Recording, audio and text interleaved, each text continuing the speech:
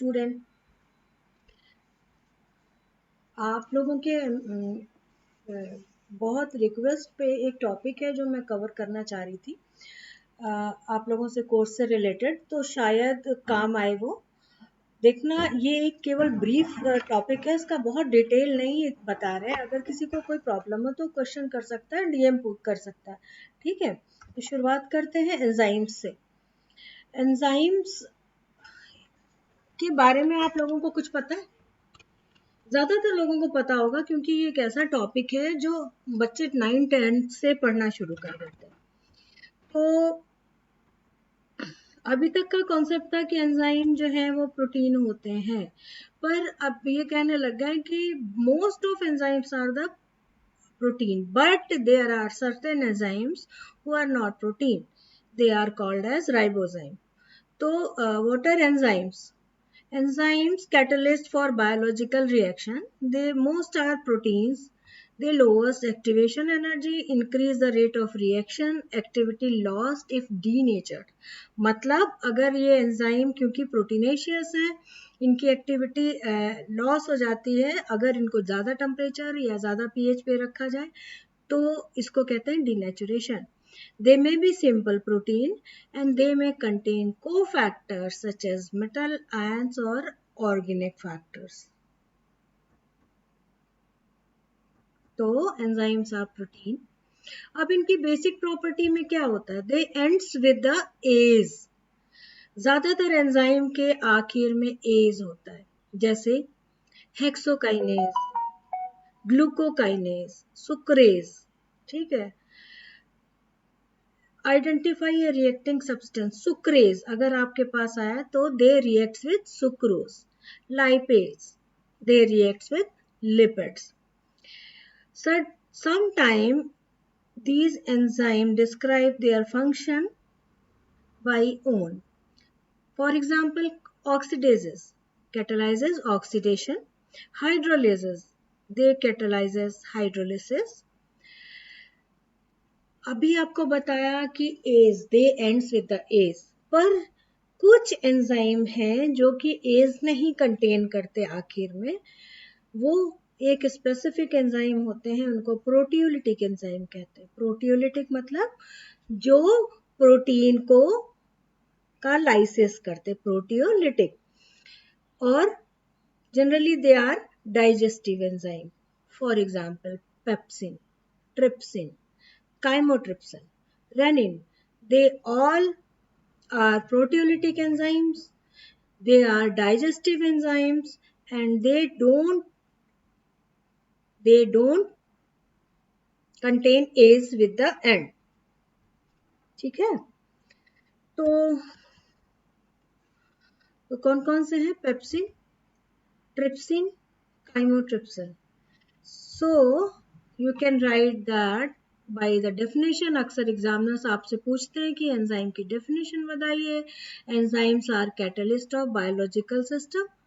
Colloidal, thermolabile, thermolabile मतलब heat sensitive, and basically protein in nature in general. And enzyme तो आपको पता चल गया. Now we come on the substrate. वो जिससे एंजाइम रिएक्ट करता है उसको कहते हैं substrate. Substances on which enzyme act to convert them into products are called substrates. मतलब वो सब्सटेंस जिनके साथ एंजाइम बाइंड करता है, एक्ट करता है और उनको प्रोडक्ट में कन्वर्ट कर देता है, उसको कहते हैं सबस्ट्रेट. मतलब a particular fixed substance by which a fixed enzyme can bind. ठीक है. तो एंजाइम और सबस्ट्रेट मतलब एंजाइम कभी भी ये नहीं कि एक एंजाइम है वो किसी भी सब्सटेंस के साथ रिएक्ट करे. No, they are very specific. Enzymes are very specific. वो केवल अपने सबस्ट्रेट के साथ ही बाइंड करता है और उनको प्रोडक्ट में कन्वर्ट करता है. होलो एंजाइम, एक टर्म आता है होलो एंजाइम. होलो एंजाइम मतलब होल एंजाइम, जो कि बना होता है दो पार्ट से, एपो एंजाइम्स एंड को enzymes. Apoenzyme means protein part and coenzyme are the prosthetic group. Enzymes are highly specific reagents that accelerate the reaction. They are usually but not always heat sensitive protein. हमेशा ऐसा नहीं होता, लेकिन ज्यादातर वो heat sensitive होते हैं. Cofactors may be of two types, coenzyme and metal. Coenzyme में विटामिन B12 के विटामिन बी कॉम्प्लेक्स के विटामिन आते हैं, जैसे थायमिन, पायरोफॉस्फेट, और मेटल वगैरह जिंक, मैग्नीशियम, निकल, molybdenum, selenium, magnesium and potassium, ये इनके मेटल्स होते हैं. तो कोफैक्टर में बी कोएंजाइम और मे बी मेटल और मे बी बोथ. ये एंजाइम की एक्टिविटी के लिए बहुत जरूरी होते हैं. अब हम उसकी क्लासिफिकेशन, कई बार आपको पता होगा कि जैसे बहुत तेज बुखार आया या किसी एंटीबायोटिक को बहुत दिनों तक हमने, किसी दवा को बहुत दिनों तक यूज किया, तो क्या होता है कि भूख लगना बंद हो जाती है. आप डॉक्टर से गए तो डॉक्टर साहब भूख नहीं लग रही, ठीक है, तो डॉक्टर तुरंत बोलते हैं आपसे कि मल्टीविटामिन खाइए. क्यों खाइए मल्टीविटामिन? इसलिए खाइए कि हो सकता है जो दवाएं दी गई हों या जो भी आपको जो कंडीशन थी आपकी शरीर की, उससे एंजाइम की एक्टिविटी कम हो गई हो. तो हम एंजाइम तो डायरेक्टली नहीं देते, हम उनके को फैक्टर्स या को मेटल्स दे देते हैं. बहुत सारी मल्टीविटामिन हैं जिसमें कि पूरा B12 होता है, विटामिन सी होता है, बहुत सारे मेटल्स होते हैं. तो ठीक है, कुछ दिन हम खा लेते हैं और उसके बाद हमें लगता है कि हाँ अब भूख लगने लग गई, कोई प्रॉब्लम नहीं. तो इसका मतलब कि एंजाइम, जो डाइजेस्टिव एंजाइम है, उसके लिए कोफैक्टर्स की, कोएंजाइम्स की कमी हो गई थी. ओके, नाउ हम लोग क्लासिफिकेशन पे आते हैं. The 7 classes as per IUPMB are as follows. अब EC आप देख रहे होगे, 7 क्लासेस होते हैं. EC मतलब एंजाइम कमीशन, ठीक है. और जो क्लासिफिकेशन है, हमें एक प्रॉपर जो इनका सीरियल है, प्रॉपर सीक्वेंस है, उसमें ही याद रखना है. मतलब ऐसे नहीं पहले हमने लाइएज बोल दिया फिर ट्रांस, नहीं, ये फिक्स्ड होता है क्योंकि एंजाइम का क्लासिफिकेशन EC नंबर पे होता है. EC मतलब एंजाइम कमीशन नंबर 1, मतलब class 1, which is oxidoreductase, EC2 transferase, EC3 hydrolase, EC4 lyase, EC5 isomerase, EC6 ligase and EC7 translocases. ठीक है, तो ऐसा नहीं कि हमने पहले कुछ बताया बाद में कुछ, ये एक फिक्स्ड सीरीज होती है, इसको हमें चेंज नहीं करना क्योंकि पूरा एंजाइम के का आइडेंटिफिकेशन आप इसी से, EC नंबर से ही समझ पाओगे. EC1 कहीं लिखा है मतलब वो ऑक्सीडोरिडक्टेज, EC2 लिखा है इसका मतलब वो एंजाइम ट्रांसफरेज है. ठीक है, तो अब यहाँ पे आप देखिए ऑक्सीडोरिडक्टेज बेसिकली क्या करता है, ऑक्सीडाइजिंग और रिड्यूसिंग अ कंपाउंड और ट्रांसफरिंग इलेक्ट्रॉन टू और फ्रॉम अ कंपाउंड. तो succinate is converting into fumarate by the transfer of H2. Okay, hydrolase lysing a compound with the help of water. Hydrolysis मतलब water के presence में lysis होना. Transferases transferring a functional group across the molecule, मतलब पूरा एक functional group ही transfer कर देता है. यहाँ पे देखिए एस्पार्टेट और अल्फा कीटोग्लूटरेट क्या हो रहा है, यहाँ पे बना रहा है एल ग्लूटामेट एंड ऑक्सैलोएसीटेट. मतलब एल एस्पार्टेट का अमीनो ग्रुप ट्रांसफर होके अल्फा कीटोग्लूटरेट में बाइंड कर जाता है. तो L aspartate converting into glutamate and alpha ketoglutarate is form oxaloacetate. देखिए यहाँ पे पूरा का पूरा NH2 ग्रुप ट्रांसफर हो जा रहा है. ठीक है, next class is isomerase. They transferring a functional group within a molecule. एक functional group एक ही molecule में ट्रांसफर करते हैं. यहाँ पे देखिए आप D glucose 6 phosphate is forming D fructose 6 phosphate. अब ग्लूकोज और फ्रक्टोज में क्या फर्क होता है? दोनों ही 6 कार्बन रखते हैं, लेकिन एक एल्डिहाइड शुगर है और एक कीटो। तो यहाँ पे आप देखिए CH2OH जाके बाइंड कर जाता है और बनाता है D fructose D phosphate. Okay, next class is lyase, cleaving an organic bond with a molecule. Isocitrate is forming a succinate plus glyoxylate. Lysis हो रही है, यहाँ पे ब्रेक डाउन हो रहा है. Ligase, formation of new organic bonds. और अब एक नया ग्रुप है, अभी आपने देखा होगा क्लासिफिकेशन में, ट्रांसलोकेज. ये एक नई क्लास अभी शुरू हुई है, पहले 6 ही बताते थे. ठीक है, अब यहाँ पे देखिए क्या हो रहा है. Substrate bind with the active site of enzyme. मतलब सबस्ट्रेट मतलब हर एंजाइम का एक फिक्स सबस्ट्रेट होता है, वो उससे बाइंड करके एंजाइम सबस्ट्रेट कॉम्प्लेक्स बनाता है. उसके बाद ये enzyme substrate complex break down होके क्या बनाता है? Enzyme plus product. ठीक है, तो आप देखोगे कि at the end of reaction enzyme जिस फॉर्म में था उसी में वापस आ गया, उसमें कोई चेंज नहीं हुआ. उसने बस सबस्ट्रेट को बाइंड करके उसमें एंजाइम में कॉन्फॉर्मेशनल चेंज हुआ और उसने रिलीज कर दिया प्रोडक्ट. ना कोएंजाइम्स हम आपको पहले ही बता चुके हैं, ये ज्यादातर विटामिन बी कॉम्प्लेक्स के ग्रुप होते हैं, ग्रुप से होते हैं. Cofactors are metal. Now, here you can see that the simple formula of enzyme is enzyme plus substrate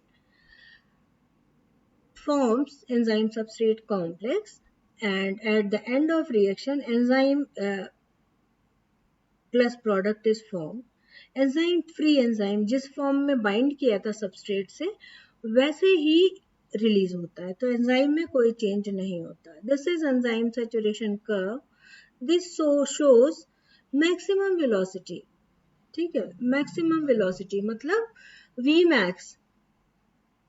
अब यहाँ पे आप देखोगे कि रेट ऑफ रिएक्शन इज और velocity of enzyme reaction is directly proportional to the substrate concentration. लेकिन एक वो स्टेप आता है जहाँ पे कोई चेंज नहीं होता एक्टिविटी में, वेलोसिटी में, वो कहलाता है प्लेटो. अभी हम आगे चल गए इसको डिटेल में बताएंगे. This is Michaelis Menten kinetics.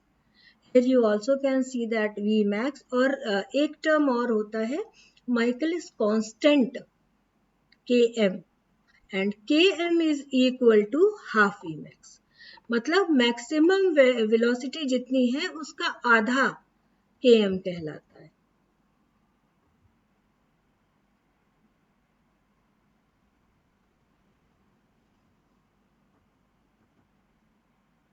अब दो हाइपोथेसिस हैं एंजाइम एक्शन के.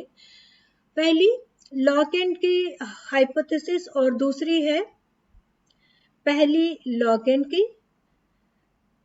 In this, here you can see that the enzyme fit between the substrate and the active site of enzyme is exact like a key fit into the lock very precisely. The key is analog to the enzyme and substrate analog to the lock. Temporary structure called the enzyme substrate complex formed. Products have a different shape from the substrate. Once formed, they are released from the active site and leaving it free to become attached to the another substrate. आप देखिए यहाँ पे enzyme जो है वो bind करता है substrate से. ठीक है, और सबस्ट्रेट एंजाइम सबस्ट्रेट कॉम्प्लेक्स बनता है और वो एंजाइम सबस्ट्रेट कॉम्प्लेक्स क्या करता है कि एंजाइम प्रोडक्ट कॉम्प्लेक्स में फॉर्म हो जाता है और प्रोडक्ट का स्ट्रक्चर चेंज होता है और वो एंजाइम की एक्टिव साइट से लिबरेट हो जाता है और एंजाइम फ्री हो जाता है दोबारा अपने सबस्ट्रेट के साथ ऐड करने के लिए. इसका मतलब इस हाइपोथेसिस के हिसाब से जो एंजाइम का एक्टिव साइट है वो फिक्स्ड होता है.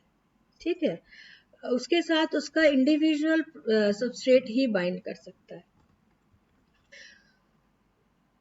This explains enzyme specificity. This explains the loss of activity when enzyme denatures. Some protein can change their shape. When a substrate combines with an enzyme, it induces a change in the enzyme's conformation. The active site is then molded into a precise conformation, making the chemical environment suitable for the reaction. The bonds of the substrate are stretched to make the reaction easier, and this lowers activation energy. This was the hypothesis of induced fit. मतलब lock in की में के हिसाब से active site fix होती है, substrate fix होता है, लेकिन इंड्यूस्ड फिट के हिसाब से क्या हो रहा है, इस हाइपोथेसिस के हिसाब से आपका सबस्ट्रेट जिस फॉर्म में होता है एंजाइम में वैसा ही चेंज आता है, उसके active site according to substrate change हो जाता है. ठीक है, this is called as induced fit. मतलब सबस्ट्रेट के हिसाब से एंजाइम का एक्टिव साइट में इंडक्शन हो जाता है और सबस्ट्रेट उसमें इंडक्शन हो जाता है, इंड्यूस हो जाता है, ऑल्टरेशन हो जाता है और उससे सबस्ट्रेट बाइंड कर जाता है. Now there are certain factors who affect enzyme activities. कुछ ऐसे फैक्टर्स हैं जिससे कि एंजाइम की एक्टिविटी अफेक्ट होती है. वो है enzyme concentration, substrate concentration, pH, temperature and inhibitors.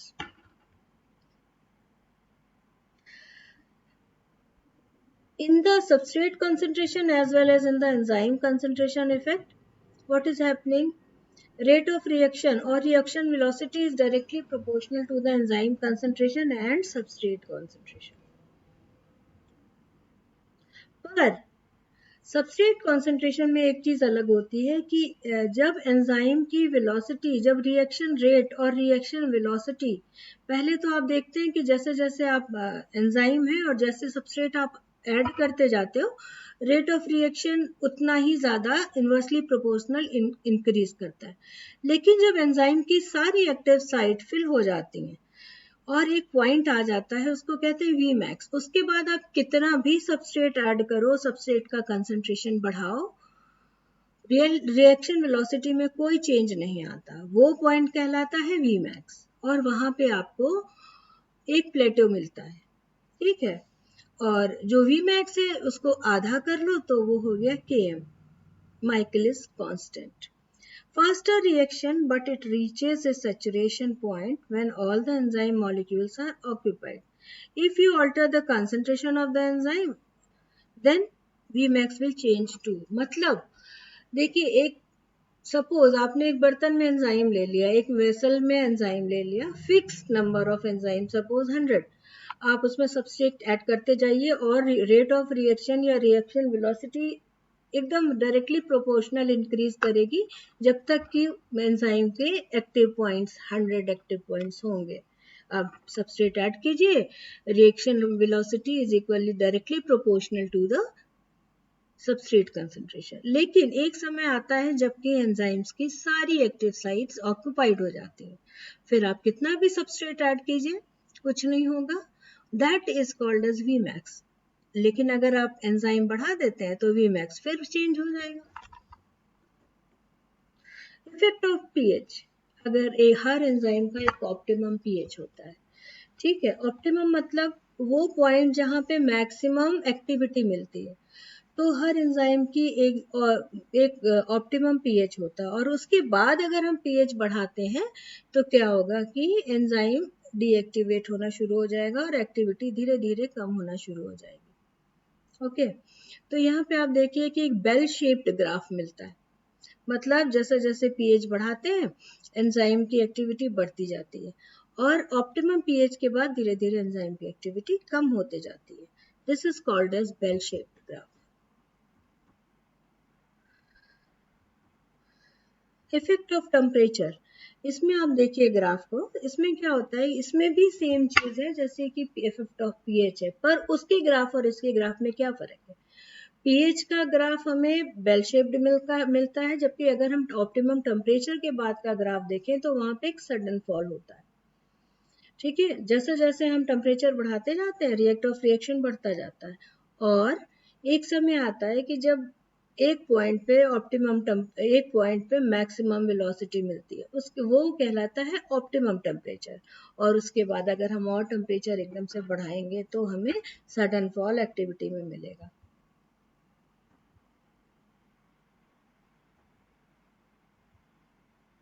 Now we come on one more terminology that is called as allosteric enzyme. तो एलोस्टेरिक एंजाइम का मतलब क्या होता है? एलोस मतलब अदर और स्टीरियोस मतलब सॉलिड और space. Some enzyme do not obey Michaelis Menten kinetics. अब माइकलिस-मेंटेन काइनेटिक्स क्या होता है? V max is equal to Km is equal to half V max. Allosteric enzyme have multiple active site and multiple subunits and they do not obey Michaelis-Menten equation। मतलब allosteric enzyme उसमें multiple सब units होते हैं, multiple active site हो सकते हैं। एलोस का मतलब होता है अदर, स्टीरियोस का मतलब होता है सॉलिड और space.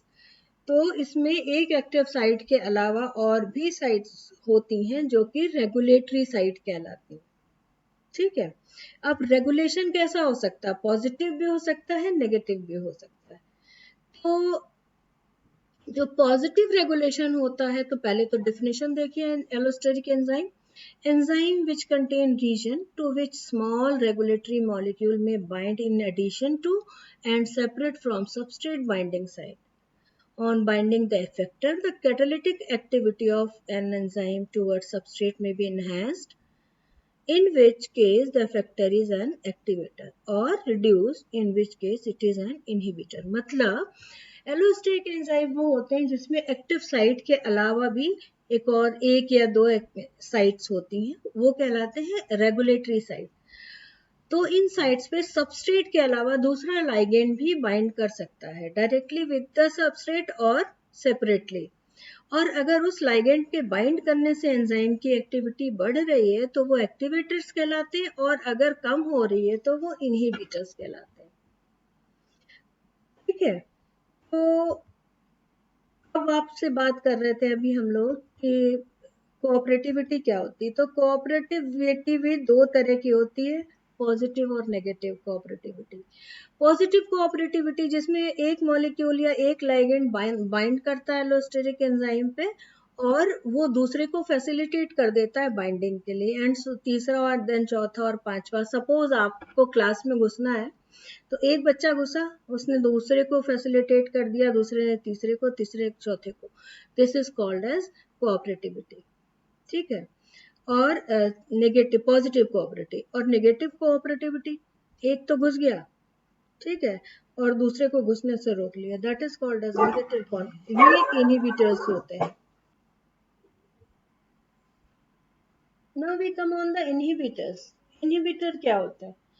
An inhibitor is a compound that combines reversibly with one or more enzyme form and slows the rate of enzyme catalyzed reaction। दो तरह के होते हैं basically, reversible and irreversible. Reversible होते हैं कॉम्पिटेटिव और substrate analog, non competitive and uncompetitive. And irreversible reactive substrate analog और affinity level, group specific और सुसाइड और मैकेनिज्म बेस्ड ऑन इनएक्टिवेशन।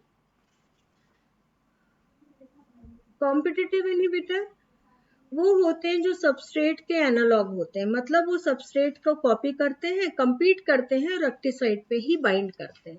तो जब ये एक्टिव साइट पे बाइंड करेंगे तो Vmax तो अनचेंज रहेगा और Km इंक्रीज हो जाएगा। Non competitive, they can bind directly on the enzyme और एंजाइम सबस्ट्रेट कॉम्प्लेक्स, या तो डायरेक्टली एंजाइम पे बाइंड करते हैं या एंजाइम सबस्ट्रेट कॉम्प्लेक्स पे बाइंड करते हैं।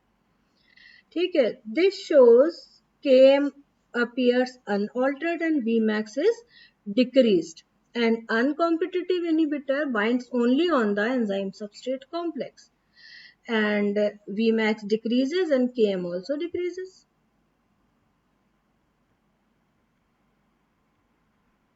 जो चीजें आपको समझ में ना आए वो डायरेक्टली आप डीएम कर दीजिएगा। ठीक है, सी आप ये देख लीजिए, ये सबस्ट्रेट है, एंजाइम पे बाइंड करता है, जबकि इनहिबिटर भी देखिए ऑलमोस्ट सेम टाइप का होता है और वैसा ही होता है जैसा सबस्ट्रेट होता है ऑलमोस्ट, और वो एक्टिव साइट पे बाइंड कर जाता है। और क्या होता है कि कॉम्पिटिटिव इनहिबिटर होता है। नॉन कॉम्पिटिटिव होता है जो सबस्ट्रेट पे भी बाइंड कर सकता है, सबस्ट्रेट एक्टिव साइट पे भी बाइंड करता है, और एंजाइम सबस्ट्रेट कॉम्प्लेक्स जब बन चुका होता है तब उस पे भी बाइंड कर जाता है, तो इसको कहते हैं नॉन कॉम्पिटिटिव। और इनकॉम्पिटिटिव जो होता है वो केवल इस कॉम्प्लेक्स पे ही बाइंड करता है। ठीक है,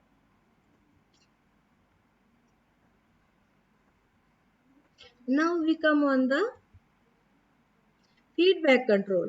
फीडबैक कंट्रोल क्या होता है? The product of a series of reaction inhibit the action of earlier step in the process, and feed forward regulation occur when a molecule is an assembly line reaction activates the enzyme ahead of it in the pathways। इसको आप ऐसे समझिए कि अगर कोई enzyme का क्या काम होता है? रिएक्शन को कैरी ऑन करना। तो बॉडी में जो रिएक्शंस है उनको आगे बढ़ाता है। एक एंजाइम का एक सबस्ट्रेट हुआ, उसका इंटरमीडिएट दूसरे एंजाइम के लिए सबस्ट्रेट का काम किया, और उसका प्रोडक्ट तीसरे एंजाइम के लिए सबस्ट्रेट का काम किया, एंड सो ऑन। एक समय ऐसा आता है कि जो एंड प्रोडक्ट होता है वो ही अपने एंजाइम को इनहिबिट कर देता है। ऐसा क्यों?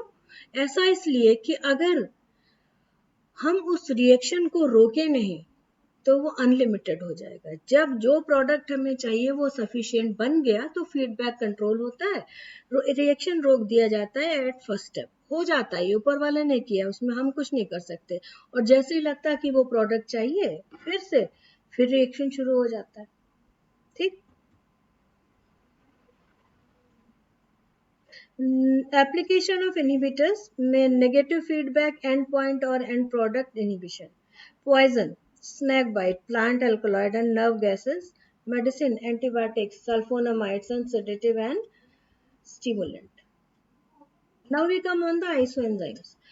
Isoenzymes are enzymes that differ in amino acid sequence but catalyze the same chemical reaction. These enzymes usually display different kinetic parameters, मतलब different Km और different regulatory properties. सबसे इम्पोर्टेंट, सबसे पहला जो हम पढ़ते हैं वो होता है लैक्टेट डिहाइड्रोजनेज। लैक्टेट डिहाइड्रोजनेज के 5 आइसोएंजाइम फॉर्म होते हैं और ये पाए जाते हैं हार्ट में, लिवर में, किडनी में, स्केलेटल मसल में, ब्रेन में, ब्लड सेल में और लंग्स में। 5 आइसोफॉर्म्स होते हैं, LDH1, LDH2, LDH3, LDH4 and LDH5। ठीक है,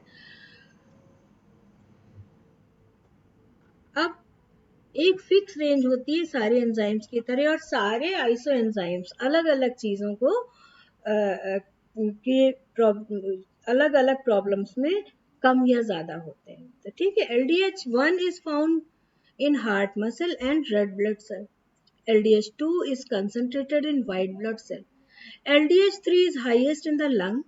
LDH4 is highest in the kidney, placenta and pancreas, and LDH5 is highest in the liver and skeletal muscle. And all of these can be measured in the blood. What result means? What when the results are abnormal? Because LDH can be found in many tissue in the body, total LDH is not specific for heart disease. जब cardiac problem होती है तो 2-3 चीजें ही doctor करवाते हैं, वो है LDH कर लीजिए और CPK करा लीजिए और ड्रॉप आई करा लीजिए। Normally the level of LDH is greater than LDH1। Generally क्या होता है कि अगर ब्लड में देखें तो LDH2 का लेवल ज्यादा होता है एज कम्पेयर टू LDH1। पर हार्ट अटैक हो जाता है तो हार्ट अटैक के बाद LDH1 is generally higher than LDH2। तो इससे अंदाजा लगेगा कि पेशेंट को हार्ट अटैक आया था। This is called a flipped LDH pattern. LDH level rises within 24 to 72 hours after a heart attack and peak in 3 to 4 days and then return to normal in about 14 days.